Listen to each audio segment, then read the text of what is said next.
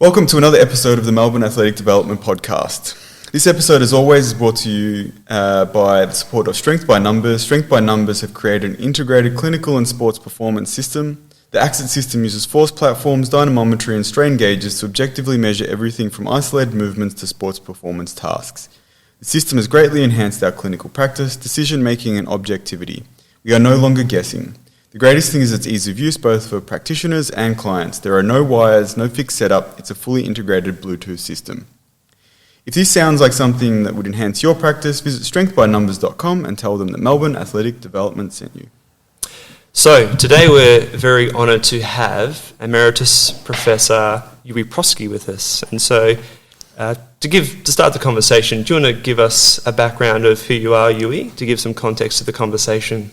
I began my academic career at Monash. I originally graduated from Adelaide, but I began my professional career at Monash, and I've been at Monash 50 years or something.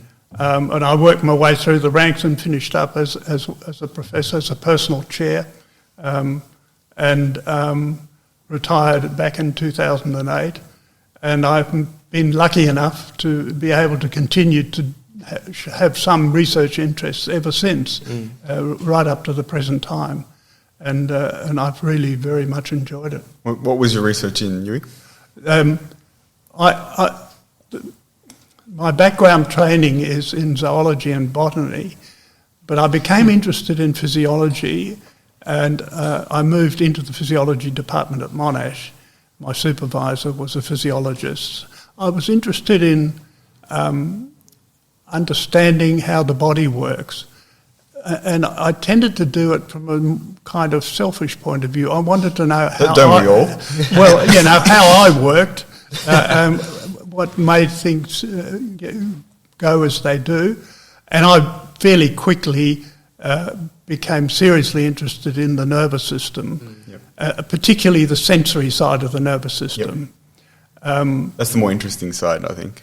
And often the forgotten side, I think, too. The motor side really, in my mind, is equally important, but the chap I was working for was a sensory physiologist, and it didn't take long for me to become fascinated by sensory things. And I've always taken quite a broad view. I mean, in the last, 30 years, I've been working almost exclusively on people, with people.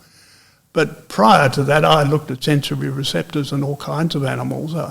We looked at electroreceptors in the platypus and the echidna. We looked at muscle receptors in reptiles, a whole variety of things, infrared receptors. Is it a hard transition going from zoology to physiology for humans, or is it very much the same sort of process? Well, if you go into a physiology department, traditionally a significant number of the staff are medically qualified. Yeah. So does that create barriers in terms of how they potential barriers, and you just have to be on your toes and catch up very quickly. But I loved physiology. I found it fascinating, and not only the nervous system, which was my main focus, but even the cardiovascular and respiratory system. I always thought it was interesting, and I enjoyed. I finished up teaching some of that stuff. It was the blind leading the blind. But I enjoyed it. I enjoyed reading about it, understanding it, and then teaching it. It was terrific. So in terms of, you said you got interested in the sensory side. What captured you? What were the things that you started to go down in terms of your research to look at from that sensory point of view? What happened was I came to Monash as a zoologist, and my supervisor, who was medically qualified and was interested in things like proprioception. What was their name? Archie McIntyre. He was the foundation professor. Anyway, he said, look, muscles have got these sense organs in them. Why don't you look at muscle sense organs in animals rather than in people? And I finished up studying initially in reptiles and then quite a lot in laboratory animals, rats and cats.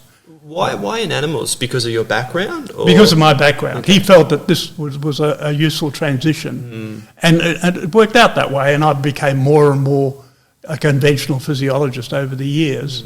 And in this last 30 years or so, I really only worked with people.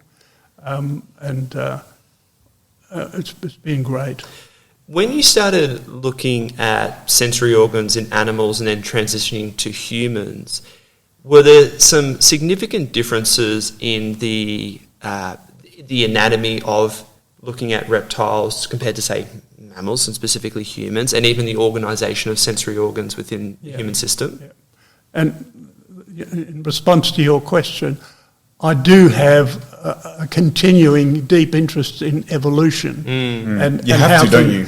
Well, it's not a matter of have to. I want to. I am what I am, and this is to do with where I came from. And the guy who recently got the Nobel Prize on the genetic code in Neanderthal man. It's just fascinating. It's a concept that's constantly in my mind, and you're right. The reptilian muscle receptors, which was my subject, are very different in a number of respects. More primitive, using the word with caution.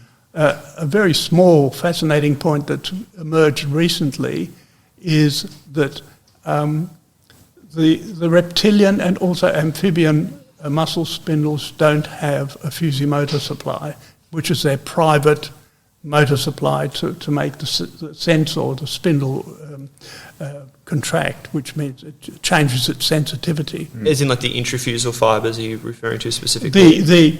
Yeah, that's correct. Yeah, okay. So reptilian and amphibian spindles don't have a fusiomotor supply. In other words, a facility for regulating the sensitivity of the receptor. We have, and what just emerged just recently is that birds do that as well.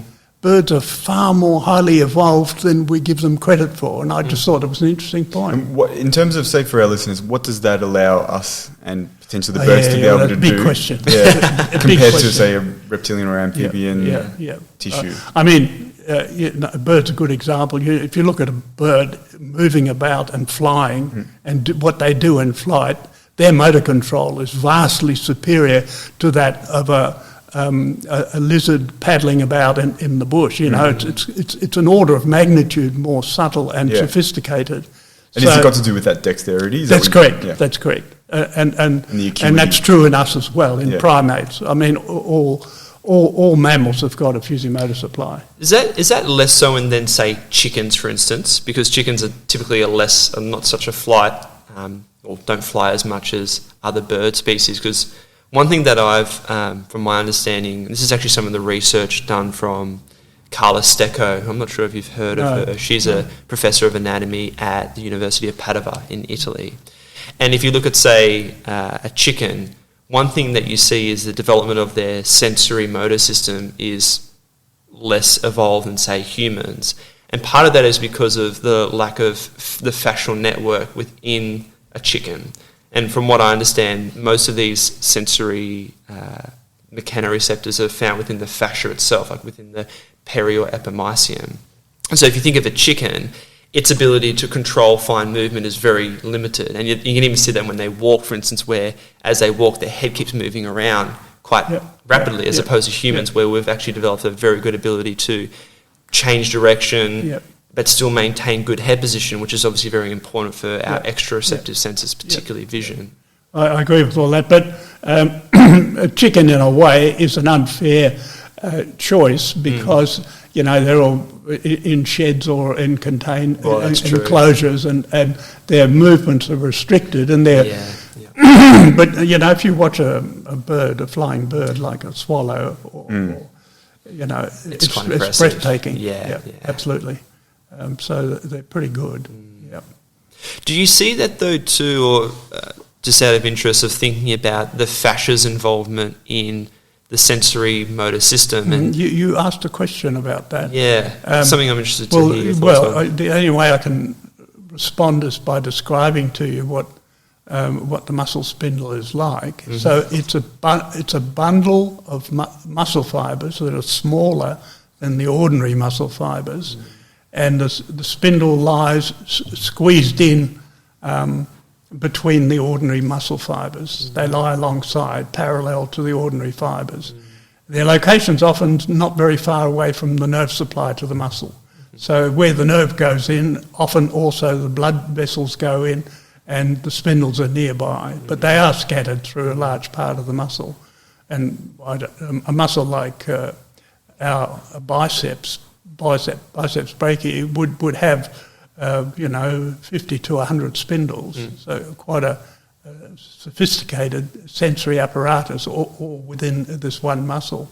The way the spindles work, you're quite right, the ends of those small intrafusal fibres attach to connective tissue adjacent to the ordinary muscle fibres.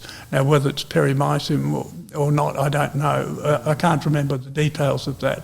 The spindle itself is a spiral nerve terminal that runs around these intrafusal fibres, and when the fibres are stretched, they open these spirals, producing stretch of the membrane of the spiral, and that in turn produces impulses in the receptor. And those impulses then travel up to the brain. And correct me if I'm wrong, from my understanding too, the function of the muscle spindle will also determine your ability to recruit the alpha motor neuron. Is that correct? The afferents of muscle spindles are closely connected to the motor neurons. So if you follow the afferent of a muscle spindle, then a branch of the afferent goes onto the motor neuron and makes a monosynaptic connection, and that's your tendon jerk. When you tap the knee, that response is a reflex response as a result of impulse activity coming in from the muscle spindle, exciting the motor neuron. It's a very strong synapse, and it's probably that is part of the mechanism for posture, the continuing bombardment of motor neurons, maintaining muscle tone, which of course is also regulated from the brain. But the idea of a small loop between the spindle and the motor neuron provides you with a mechanism for tone, for muscle tone. Well, and the reason why I bring this up is I think it's something that's often neglected or forgotten about within our profession when we talk about something like motor control, where there's a very strong theme within physiotherapy of motor control of always looking at output from the brain to the periphery to contract muscles. And obviously that's a key element to it. But one thing I think seems to be forgotten about is how sensory feedback regulates motor control. It's not motor control, it's sensory motor control. And so I think the thing that's interesting to highlight here is we're constantly getting this feedback from our periphery to regulate where we are and how much tension there is within our soft tissue system, which then creates certain stretch reflexes, whether that be excitatory or inhibitory, to help regulate movement. Just a couple of things. One is the stretch reflex is a spinal reflex. You can't stop it. If you try voluntarily, you can't stop it from happening. So it's a hardwired reflex. But spindles do lots of other things. They not only act on the motor neuron of that self-same muscle, the homonymous muscle, but they also act on synergists and antagonists. So it's a whole network of connections, and they're of different strengths. So the monosynaptic one is very powerful. There's a disynaptic inhibitory one, so there's an inhibitory interneuron in between.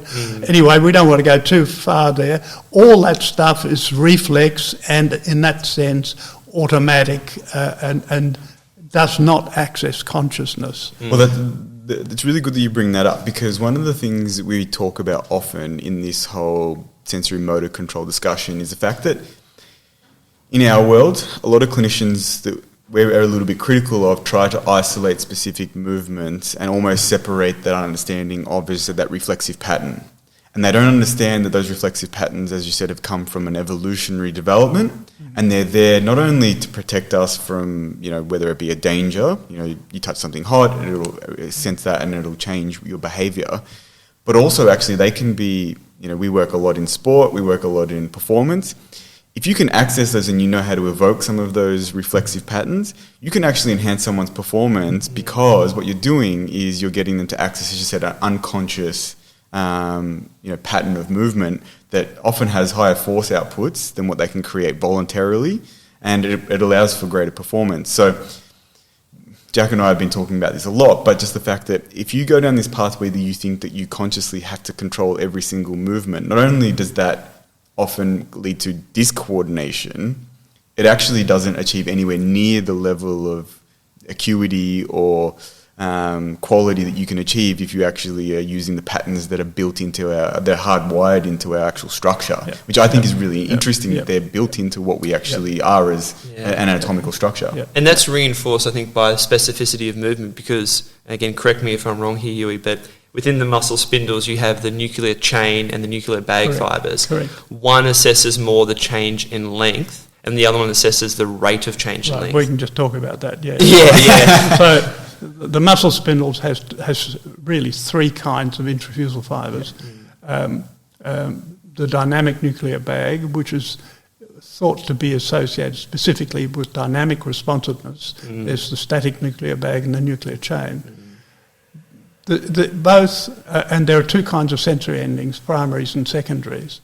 Both primary and secondary endings do provide position information. It's only the primary endings that generate movement information. And a point that you brought up in the thing is that when people grow old, the spindles become wrapped in connective tissue to a point where the dynamic sensitivity of the primary ending is interfered with. So one of the things as we grow old that we lose is the acuity of our movement sensitivity. Is there a way, like Jack, you probably have looked at this more, is there a way of affecting that? Is it as simple as, exposing yourself to those things? Well, and I'm interested to hear your thoughts, Uwe, but I think one of the big things that regulates that is there is this simple process of aging, but a part of that is also based on how much are you maintaining or optimising the function of that system. It's this old boring idea, if you don't use it, you lose it. That but sort it's of true. Thing. No, it is true. Obviously, if you exercise and maintain a range of motion, they will have significant effect on proprioception as well. Well, interestingly, do you know the researcher Paul Hodges at the University? Yeah, I don't know Paul Hodges. Okay, yes, so indeed. I've been really fascinated by a lot of his research in the last 5 to 10 years and really starting to understand how motor control is influenced by sensory input. And again, he recently did a publication with, again, Carla Stecco in the University of Padova, looking at what changes happen to the connective tissue surrounding muscle spindles in response to injury. So it was an animal model where they did an intervertebral lesion and looked at changes within the erector spinae muscle. And what they noticed is that over time, you started to see more fibrotic tissue formation around the muscle spindle, which led to its dysfunction because all of a sudden the intrafusal fibres' ability to be able to sense and change the tension within the bag fibres. They contract in both directions and widen the central equator, which is where the spiral is. And if they can't do that, then of course it's not working. And the spirals are connected delicately to the intrafusal fibres. And anything that interferes, and of course the whole thing is in a fluid-filled capsule. And if this is all wrapped in connective tissue, then it doesn't work properly anymore. And for me, this is where I start to think of when we see people in our situation who have got injury, when we think about the sensory motor system, one of the big principles that are used in physiotherapy is always thinking about this top-order down approach of trying to get all your motor units to recruit. And I often think, is that not the right way to approach it? Because if we're starting to get changes in our motor output, is it related to sensory input changes as well? I'm sure. And then that opens up the question, well, how do we actually affect that? How do we regulate that? Just quickly back to ageing. I mean, one of the things that happens is with ageing is that there is progressive motor neuron death. And those motor neurons die. The terminals on muscle fibres degenerate, and initially, anyway, other motor neurons whose terminals are nearby send collaterals to take up these denervated fibres, but that can only go so far, and I become progressively weaker. Sometimes just trying to rotate a doorknob that's stiff, I find that quite difficult now. I never felt it before. So there is that process. sarcopenia is what that's called. Yes. As we grow older, and of course I'm particularly interested in that, as we grow older, there is sarcopenia, we're getting weaker. Proprioception is not quite as sharp as it used to be. That's probably to do with lack of sensitivity of the spindle as a result of the connective tissue around it. And I think also there's an influence that I don't fully understand on the sense of balance. And my sense of balance is not as good as it used to be. Well, you've brought up the topic of proprioception, so I'm interested to hear what is proprioception and, more importantly, why do we need it as humans? Yes, well, what is proprioception? Another term for it is the senses within. The proprioceptive senses include the sense of position, of limb position, where is my arm if I cannot see it, sense of position, the sense of movement, and those two are sometimes put together as the kinesthetic sense. So position and movement are bundled together, called kinesthesia. And then there's the sense of force, the sense of effort, the sense of heaviness, and the sense of balance. All those together comprise the proprioceptive senses. And one of the things that drove me was that I wanted to know about myself, how I did these things, and whenever I'm lifting weights or checking my position sense, I think of these things, and it's fun to do that. It's really interesting. It's enlightening to yourself. It's one of the things that's been driving me. And another side that's not directly relevant is I tend to be driven in understanding these things by my own curiosity rather than the desire to solve clinical issues. While that is a worthwhile thing to do, it's not what's driving me. And I think it's a part of human nature to want to know how things work. And I set up experiments just trying to understand. And it's wonderful. You know, what sometimes happens is you set up a hypothesis. This is how it's going to happen. And then you do the experiment and you get exactly the opposite result. How often does that happen? Then you know you're on the right track. then you know you're on the right track. Why is that? What makes you think that you know you're on the right track? Because I asked a question and I got something that's exactly the opposite. I'm obviously touching the material, but I haven't understood it fully. And I'm only encouraged by it. I think that's a great thing, and it's a great way of looking at not only research, but actually any professional or even personal endeavour. I always say this to patients, but I think it's relevant in everything, is the only result that I don't want is that nothing changes, because that to me is more confusing than if it gets a lot worse or it gets a lot better, I've got something to work with. And I think in research it would be very similar, where, as you said, it's actually more intriguing. Obviously, I'm sure you'd be really excited if your hypothesis gets proven to be true, at least in that instance. Well, that's excitement. But I guess when it's wrong, you're like, okay, where do we go now? What questions has this brought up that I hadn't actually considered That's a key issue. If you do an experiment and it leads to more questions, you're doing the right thing. If you're up against a dead end, then you've got to look elsewhere. So that's really important. It's an important question, because I think this is relevant for all clinicians, but I think it's actually just relevant for people in general. Do you think that has changed people's curiosity and want to actually take on that almost negative result? I feel like there's something interesting that's happened where people have gotten less comfortable with uncomfortable answers almost. And I feel like generations such as yours actually didn't see that as a point to stop. They saw that as you said, encouragement to ask more questions. Incentive. Are you noticing any difference with that, with younger researchers that you've dealt with over this last sort of 15 years? I look at my grandsons, and they are consumed by tablets and computers and things, and they're not researching, and everything has to be quick, and the answer has to be immediate and black and white. And that's not really how I see the world. But I'm a different generation. I shouldn't really criticise. No, I don't think it's a criticism in any way, but I think it's an observation that there is that difference about to have immediate information or immediate success. Do you think that...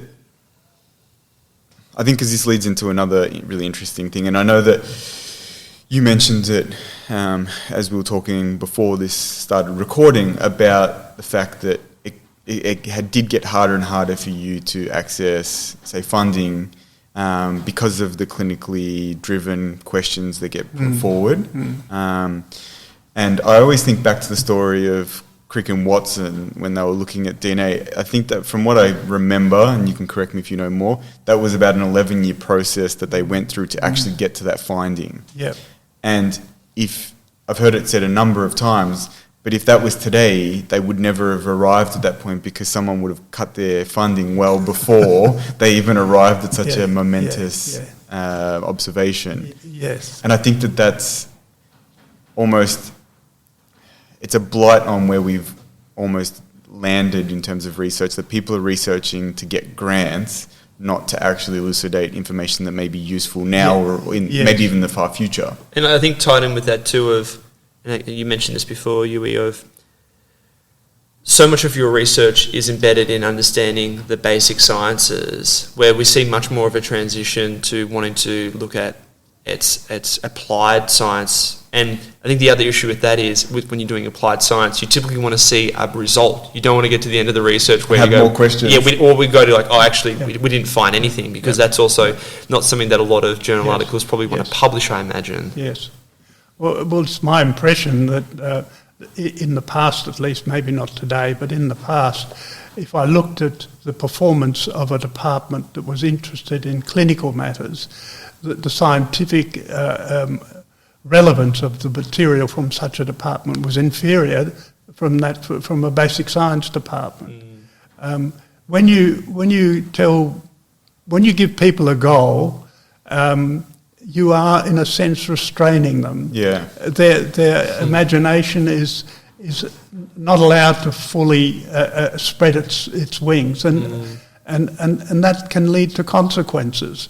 You know, people like Andrew Huxley, who could have really won 2 Nobel Prizes, he got one, and he did his work on frog muscle, and of course it's totally fundamental work. So, but I just make the point that things don't have to be clinical, and I think in a sense it's short-sighted to oblige people to want to have a clinical outcome. Let their spontaneous enthusiasm direct them. But, you know, the answer to that is it's taxpayers' money. We don't want people in ivory towers. We want them, we want them to justify their existence. But I think in the longer term, that's not a good thing. Yeah, no, I agree with you. And I think that, as you said, it doesn't foster creativity. No. And it means that people are almost researching in fear for their next funding. Yes. And as I think the saying goes now is, publish or perish. And that, I think, is a real danger to the knowledge that we gain, because, as you mentioned earlier, like, curiosity is the thing that's probably going to drive most people. Yeah. And if you're not interested in the research you're doing, it's probably going to come through in the papers that you write. It does. Yeah. Like, I think, and again, you mentioned this earlier, but I think it's really cool. Like, you can probably explain to everyone your title of Emeritus Professor. What does that actually mean? Well, what it means, it gives me the opportunity to continue to do research even in retirement. I'm not interested in money. I don't care whether I get paid for it or not. And in fact, I also supervise students, and I don't get anything for any of that, but I don't mind. The subject is interesting. I'm learning things, and I love being with young people because they're fresher than oldies who are set in stone, more or less, and they often bring up new ideas, and to me that's a wonderful thing. It just seems so rare these days too. I think that's such a wonderful position to have, as you said, because I feel like, at least from what you're saying, that allows you to actually continue to have that curiosity without the pressure of any specific research to do. Yes, and also I don't have the university administration, I don't have the teaching, I don't have all those things. I can sit in my little office and think about stuff, and I like it. Well, I think the other thing too is, I feel like something that's missing from a lot of younger people's lives is having older mentors to guide them through what they do, whether that's professionally or personally. Yeah. Did you have a similar mentor yourself when you were younger? Well, Archie was my teacher, he inspired me for sure. But a lot of this stuff is self-driven, you know. I've had lots of students, you know, PhD students and master's students, and a lot of them have stayed in the field, and I suppose that's a good indicator. It's a positive sign, yeah. Yeah. And they're all over the world, yeah. So in a sense, that's right. Yeah. I just wanted to say a little bit more about proprioception. One of the things that I wonder at is that these things called muscle spindles, which are in all our skeletal muscles, and our density is highest in the fingers and in the neck, these things are involved in the monosynaptic stretch reflex, they're involved in spinal reflexes of various sorts, and then they're also involved in conscious sensation. So they are a receptor with an extraordinarily broad range of functions, and I just wonder at that. It's just fascinating.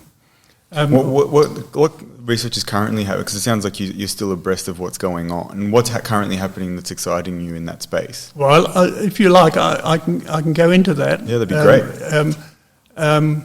I just wanted to say just a bit more about it. One of the things that Jack asked was, what were the sort of landmarks in the proprioception research area? And I wanted to answer that because it's really fascinating. And I mean, if you guys ever wanted to read any of that stuff, it's terrific. In the 1950s, everybody believed firmly, solid, close the door, throw away the key, that the sensors responsible for human position sense were in the joints. It was joint receptors that were responsible. And then a few years later, somebody began to apply a physiotherapy vibrator to the biceps muscle of one arm. The subject was blindfolded and they were told, we're going to vibrate this arm, tell us where it is. And while they're vibrating, the other arm was used as the signalling arm, that they're going like this. And this arm hasn't moved at all. So there's a potent illusion of movement and displacement as a result of the vibration. And joint receptors don't do that. Joint receptors have other problems as well that make them unsuitable for mid-range position sensing because they respond at both extremes. They respond at the extreme extension and extreme flexion. But the observation that you could... muscle spindles are the only receptors in muscle that are highly vibration sensitive, that you could generate illusions of displacement and movement through vibration was powerful evidence in support of muscle spindles as being the primary position sensors. So that was a really major step. It was Peter Matthews in Oxford who put that on the map. The contribution we made at Monash, I just wanted to talk about, it's a little bit complicated, is we studied a property of muscle which is called thixotropy. Thixotropy, a common language term, is muscle memory. Thixotropy is a behaviour of the muscle that its property at any point in time depends to some extent on what's happened to it beforehand. I won't go too far into that, but what's interesting is that not only the ordinary muscle fibres have this property, but the intrafusal fibres of spindles have it too. So it's a means by which I can regulate, control the sensitivity of the receptor. And spindles are the only sensory receptors that show thixotropy. None of the others do. How do you actually... how did you set up studies to actually measure that and look into what that did? Because that to me is interesting to be able to even study. Yeah. How do you actually set up an experiment? The answer to that is that there were some really bizarre experiments being carried on by people in various places trying to understand how the muscle spindle works. And one of the ideas that was... about at that time was that perhaps there was some process of stretch activation. Stretch activation is, we have that in intestinal muscle. If you stretch the muscle, it contracts. And it was thought that perhaps muscle spindles did that as well. And of course that's wrong, but they do show thixotropy. And what's really interesting is that thixotropy produces characteristic patterns of muscle responses, and that is expressed in the position errors. If you thixotropically condition a muscle, I mean, we can go through it in detail, but the detail's a bit boring. Maybe not. The point that I'm trying to make is that muscle spindles produced errors of a particular pattern that was entirely consistent with the thixotropic behaviour of muscle in general. The reason I say it's not boring is the fact that it, I don't know if Jack explained this to you, but like I coach track and field at a high level, right? Like I've had a few athletes go to the Olympics, the Commonwealth Games, stuff like that. And what this makes me think is if you consistently teach them the wrong thing, they're going to create these, as you said, these errors. Yeah. Right? So it's not boring because it tells you that what you actually teach people, what you get them to do in a clinical setting, what you get them to do in even a sports performance setting. If you're, as you said, thixotropically giving them the wrong information, they're going to have this property that's actually not conducive to the best performance of that condition. Yeah. So I think that's really interesting in it. Yeah. So if you want to, you can describe sort of how those things kind of develop. Maybe I don't even want to because it's complicated. But what happens is it's essentially a property of passive muscle. Yep. That if what happens at the end of a contraction, there are some cross bridges between actin and myosin which reform spontaneously. And so the muscle fibre at the end of a contraction has a certain stiffness as a result of these bridges being attached. It's a spontaneous process. It needs calcium, and people have made careers out of working all that out. Yeah.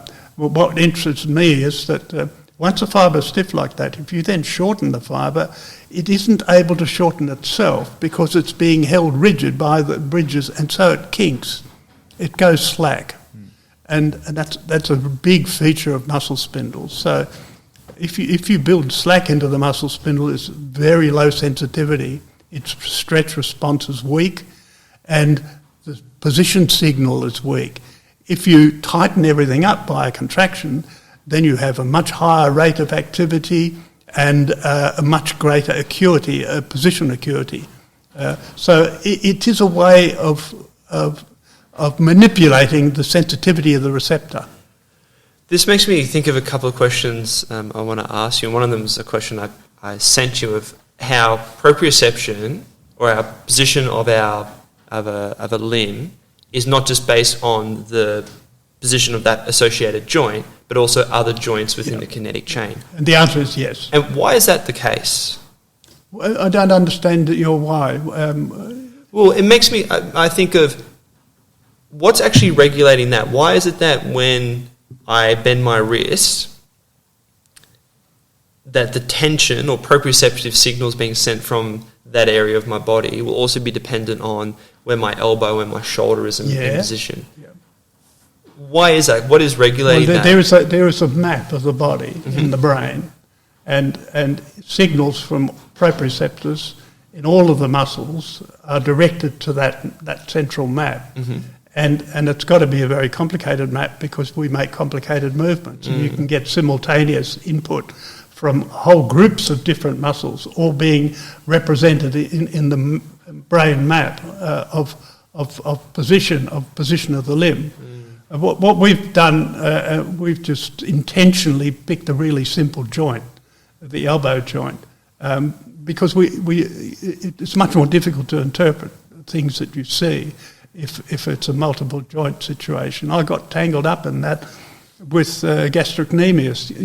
It acts both on the knee and on the ankle, and you don't always know where the link changes are coming from, so it's more difficult to deal with. Anyway, we studied the elbow joint for that reason, but it is a very complicated situation. An elaborate central map of all of the muscles, of all of the limbs, and the map must be sensitive to changes in activity in several locations simultaneously. Exactly how all that works out, I don't know. Well, and this is something that I've thought about just because of my interest in the fascial system, and particularly the continuity of the myofascial system, because we start to see myofascial expansions, for instance, of the biceps into the antebrachial fascia. And that's a question I wanted to ask you of, when we think about regulating proprioception, is one of the things that regulates proprioception, say, in the forearm, based on tension created from, say, the biceps, because of the actual tension that's created through that fascial network, which would, again, would regulate tension within the muscle spindle itself? Is that something that... Well, length and tension are closely related. Yes. So what we think the spindle does, it signals length. When you stretch the muscle, the spindle is stretched. When you shorten the muscle, the spindle goes slack and it goes silent. So we basically think it's a length receptor. We have also, of course, got tendon organs, which are sensors that are specifically designed to sense tension in the muscle as well. So you're right, but there are several sources of this stuff. Yeah. So I know one of the other papers that you've published, I think this is actually more of a literature review, of looking at how we lose proprioception in a weightless environment. So I know there's been studies of, say, being underwater. Oh, you saw that, did you? I did. And I find that very fascinating, because it highlights what you're saying here too, of that tension or length is something that regulates our ability to determine where we are in space. Yeah. And if we lose that, we start to see an inability to regulate or know where we are. All right. Let me tell you what we are thinking about right at this present time. I've written a draft manuscript, but we need to do some crucial experiments. Are we still all right? Yeah, we're good. Absolutely. Good to go, man. So what we did was, one of the problems with proprioception is everybody measures it differently. So you get lots of different outcomes, and you don't really know how to compare them, because the methods are so different. So we were studying different methods of measurement of proprioception, and one method that we used was to place an arm behind a screen so that you can't see the arm, and the other arm pointed to locations where you felt the arm was behind the screen. I've simplified it, but you get the idea. There's a big screen. We often have an eye patch on that side, so you can't see anything on that side. And the arm's here. There's a potentiometer here for angle measurement. There are force sensors, and you move the arm, and you ask the subject to point to where they think the arm is. And they're quite good. They're quite good at that. And we did that experiment, and what we found was, and the apparatus is pretty good. We measured from 90 degrees down to full extension. What we found was that subjects knew where their arm was with pretty good accuracy in the mid-range. When I say pretty good accuracy, there were errors, but it was reasonably accurate. But when the arm was moved more and more into extension, the errors became smaller and smaller, and close to full extension there were no errors at all. So something is changing with position sense as the arm is moving close to its limit. And the obvious answer is this is where you're beginning to engage the joint receptors. So the idea we've now got is, people have always said joint receptors are sort of limit receptors, they're handbrakes, so that when you get towards the limit you don't damage the joint because of their signals, and that's all true. What our view now is that the joint signals are more mixed. There are two sources of position coming. There's the spindle signal, which continues right into the full extension, but here you also have joint input, and the two are combined within the brain to give you an accurate position sense in relation to the two limits of movement of the arm. And that's new. That's a new idea. So that we now have two proprioceptors of quite different origins, and there is evidence that each of them is represented in the brain in a different location. So the spindle signal goes to one site, the joint receptor goes to a different site, and somewhere in the brain those two signals are combined into a true position sense. More accuracy. Yes, correct. That's correct. That's correct. Yeah. That's correct. That's correct. That's quite interesting, because that opens up a lot of different chains of thought around.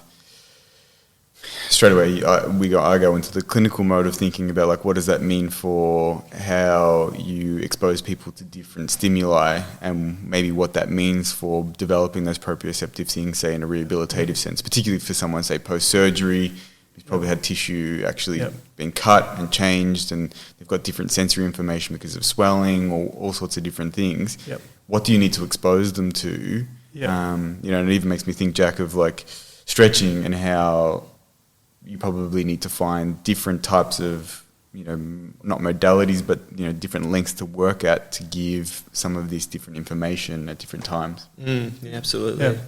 Yeah.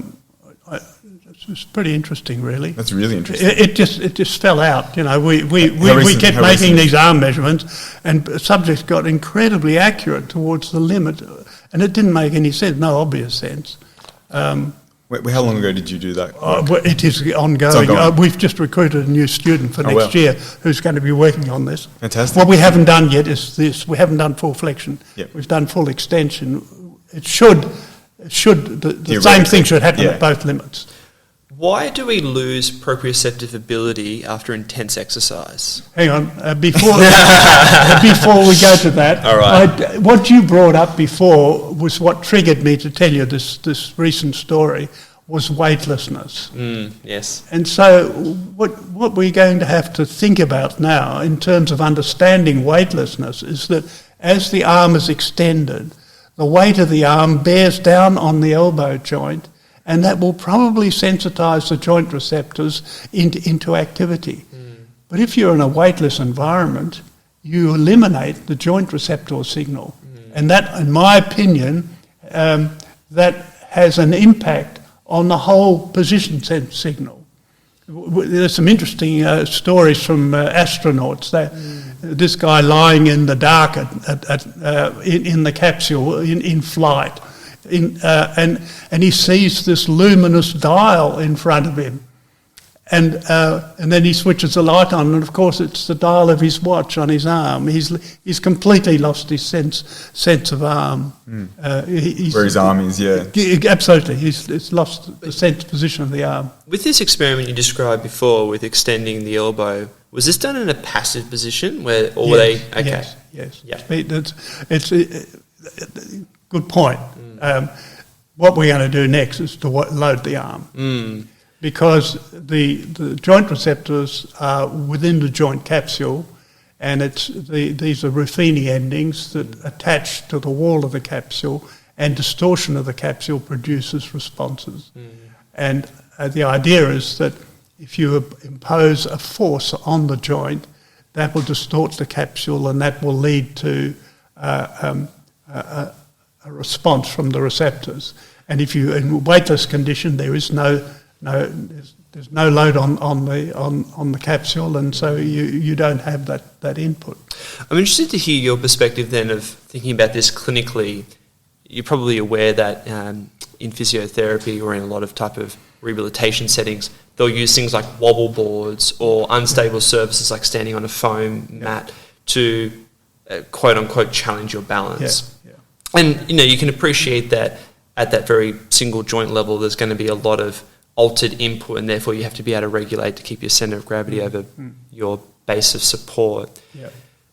Do you think that will get a good translation to doing more dynamic, high-velocity tasks, like something like change of direction, which when you think about from an injury perspective is a high-risk type of movement for things like knee injuries? Do you think that we get a good transfer of doing unstable training to that type of task, or do you think we need to have much more specificity with the movement in order to build proprioception? I can't really answer that. I'm not sure. What I would say is, to your earlier question, if you want to maintain your proprioceptive system in full working order, use it.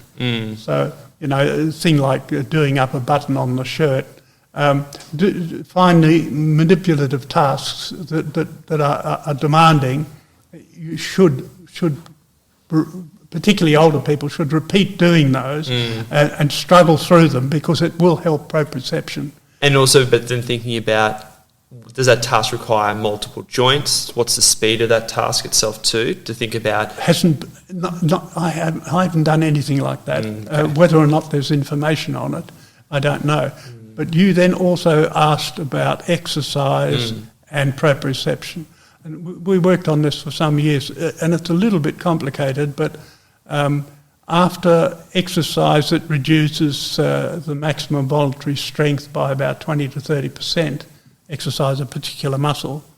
You do see errors. At the forearm you see errors into extension. At the knee you see errors into flexion. I don't have any idea what the significance of that is. And what we had, when you go into these things, you have naive ideas to begin with. We thought maybe after intense exercises, chemical products, lactate or anything that's affecting the spindle, or maybe there's some sort of... And I should say the exercise can be concentric or eccentric or isometric. All of them do it. And our finding is it's not a question of damage from eccentric exercise. The spindles seem to be resilient. They don't seem to be damaged. And that's probably due to connective tissue. Anyway, I've lost myself now. But the exercise leads at the forearm into perception that the arm is more extended than it actually is. We thought, well, that might mean that the spindle is discharging a bit more vigorously because it's a bit damaged. But it cannot be that, because we, at one stage, exercised biceps, and then we exercised triceps. Biceps exercising is you lift a weight, it's easy.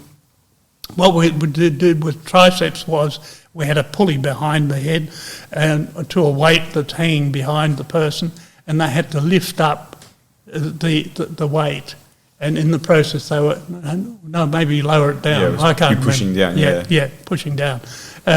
So we were exercising the triceps, elbow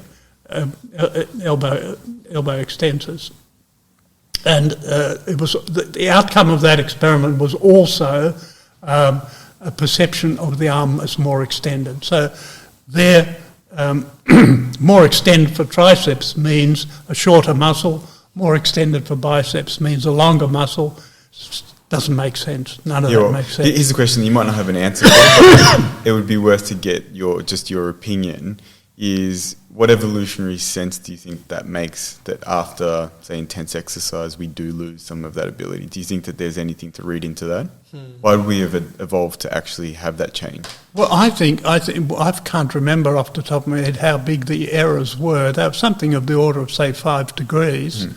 That can produce sports injuries. If the guy doesn't precisely know where his foot is, thinks it's a because the proprioception is misleading him, it can potentially lead to injuries, for sure. So it's an important topic. But there's something really strange going on. I think it's to do with the fatigue and perhaps the sense of effort, but it's all going on in the brain. How can the arm always be perceived as extended, regardless of whether you fatigue biceps or fatigue triceps? We should have got a different result for triceps. The fact that we didn't is bizarre. And I don't know. I don't know. It needs further study. It's an interesting area. Do you think part of that is regulation of proprioception is based on input both from the agonist and antagonist plane? Absolutely. So you actually have to have that feedback to go. Absolutely. Okay. It's not only that in position sense in position matching. It's the proprioceptive signals from both arms. So if you blindfold it and you have this arm here and this one here, we know that the brain is listening to this and it's listening to this and it's combining them. We know that. And it's really fun because if you use thixotropy and you produce thixotropic errors, they'll show up because of the direct match between the proprioceptive signals of the two arms. So, yes, it's not just flexors and extensors, it's also the two arms as well. On the other hand, if you have this arm out here and you try and match the angle of the arm here against that's seriously inferior. Yeah, and again, that to me just really highlights that when we think of something like proprioception, there's a lot of input because what you're changing there is, in thinking about the shoulder, indeed, you're changing a plane and therefore tension within a different plane of the arm. And so, like for me, that sort of reinforces from a rehabilitation principle. If we think about developing proprioceptive capacity, we need to have that specificity of movement. Yeah. It's like think of someone like a cricket bowler or a baseball pitcher. Yeah. There's so much complexity in their movement in terms of not just what's happening at the wrist, elbow, shoulder, but then even tension through that whole anterior chain of the arm down into the leg. Yeah. So you wouldn't get a baseball pitcher just to do this all day to build proprioception of their ability to throw a ball. You need to actually replicate that whole movement and therefore tension within that myofascial chain and therefore the proprioceptive input that occurs from that. But it is still interesting to know, quite apart from the fact that shoulders are involved, that reproducing this angle here, out here, is grossly inferior. We don't have that ability because we don't use it. What we do is we put our arms together, the hands facing each other, and we manipulate objects. We make tools, we fiddle with things, and that posture is crucial. And the brain's organised in that way. It looks at both hands, both arms, and it's constantly comparing the proprioceptive signals from both. I think of that even too just with everyday tasks. If you go to pick up a cup, you're thinking about getting your hand into a position to pick up the cup. You don't think about where your elbow or your shoulder is. No, it's all integrated. Completely, like it's just at a subconscious level knowing, well, I need to put my arm and my trunk in this position in order to be able to manipulate my hand in space. And one other thing in measuring proprioception, which I should mention, is the clinicians often use what they call a repositioning method. So the way you do that is subject's blindfolded, the arms put out to a particular angle, and then the experimenter says, remember that, and so then the arm's brought back again, and then the subject has to reproduce that angle. And so that they've learned a proprioceptive signal, and they're very good. They're very good at the errors are small, amazing. But it's different. It's different to this. This is where the brain is constantly matching the two arms. It's ongoing. In a memory task, there must be some I don't know. Some memory component that's sitting there, having learned that particular angle to be able to reproduce it. It's almost like there's a shadow left in the brain somewhere that it kind of recalls a bit of, over time that dissipates. Is that why you have things like phantom limb pain then too? Yes, well... Who knows?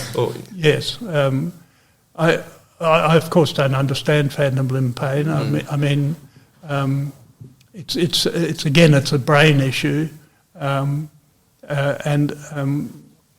Just thinking about it, it probably doesn't in the first instance involve proprioceptors. It's certainly not the pain, not directly. And what you do is you use mirror therapy to alleviate it. Yes. And that works very well. But you're basically tricking the person into believing that the left arm is the right arm. That's the mirror therapy. These are things that are going on in the brain that I that's out of my depth. Yep. How are we going?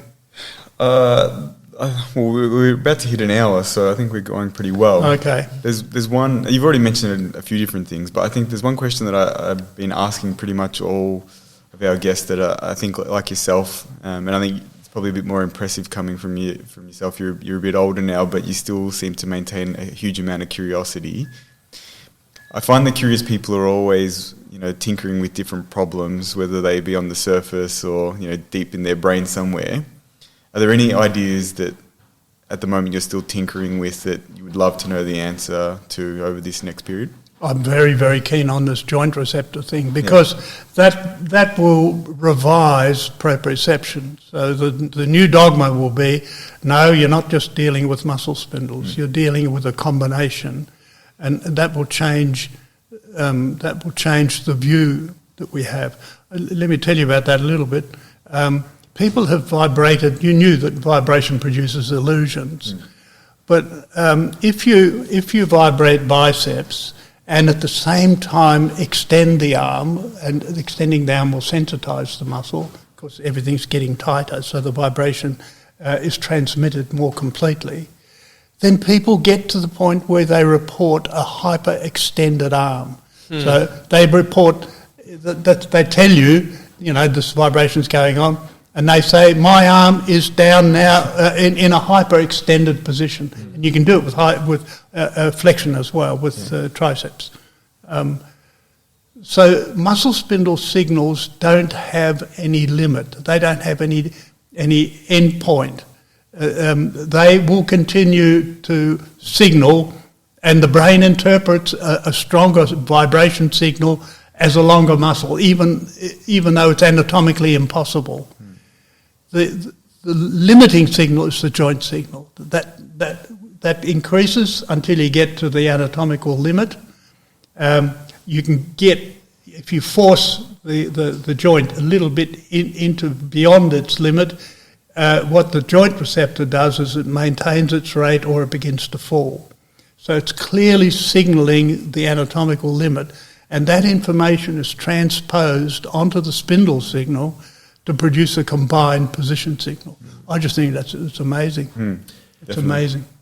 Something I've read about is thinking of the significance of retinaculum, because if you look at an anatomical textbook and you look at the retinaculum around any joint, particularly the wrists and the ankles, they're typically just noted to hold tendons in place. Yet I know there's been more studies of looking at, are there actual receptors, mechanoreceptors in there? I know that there's been some more recent literature of looking at, they're very highly innervated with Pacini and Ruffini corpuscles.